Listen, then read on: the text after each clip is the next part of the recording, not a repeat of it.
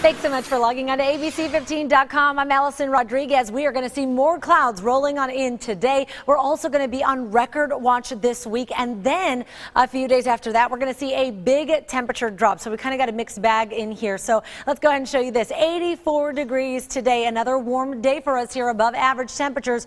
UV index will be moderate, air quality good, no weather alerts and no storm chances to tell you about today either. Let's look at how today is going to break down hour by hour for you here. You could see throughout the morning, really nice, sitting in the 70s by 10 o'clock. We climb into the 80s throughout the afternoon there, hitting 84 degrees by 3 o'clock, dropping back into the 70s, finally by 6. And you'll notice the sky starts to clear up a little bit as well as we get into the evening and overnight hours. So here's a look at Futurecast. As we take this into tonight, you start to see a lot of that cloud coverage move on out of the state. Let's take it to tomorrow morning for your commute there. You can also see very clear conditions. We're not tracking any rain in our forecast for today or tomorrow. Even into Tuesday morning for your commute, things are looking pretty clear for that. So really good news there. A second look at that quick hour by hour forecast there, and it does show you what I was mentioning, that the skies are going to start to clear throughout the day. We are going to get chilly overnight too, because look, by 9 p.m. we're already down into the 60s. Your forecast highs across the valley today, you can see mostly in the mid to low 80s, average 77 degrees, so it's going to be pretty warm today.